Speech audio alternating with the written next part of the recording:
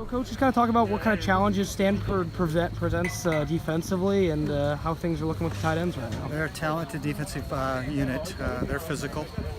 Their secondary has not given up a lot of big plays, so they play sound in the secondary. Their linebackers are probably their strength. They run to the ball well.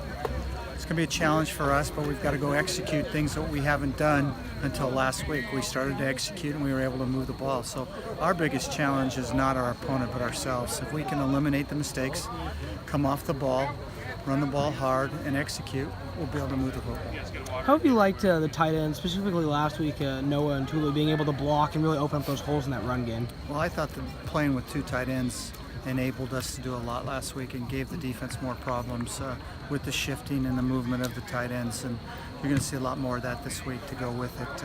It gives another gap on defense that they've got to control, and I thought we brought some physicality. I thought Thule did a great job with his physicality, and Noah has got to continue to bring that. So when you got two tight ends that can do those kind of things and create some running lanes for you, I think you can be able to run the football.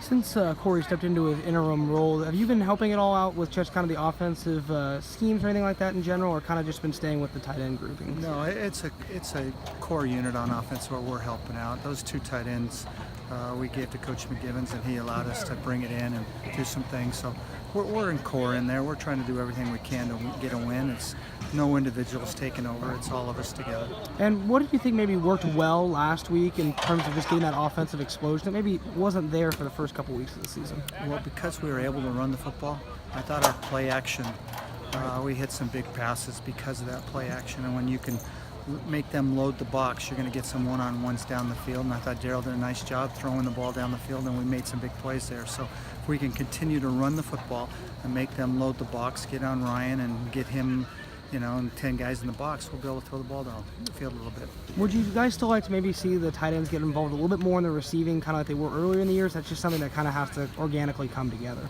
Well, we had a couple opportunities last week. We dropped a ball, and there was another one that was overthrown, so we could have had 5 catches at the tight end position. So if we can get 5 catches with the amount of times we wanted to run the ball, that's a good mix.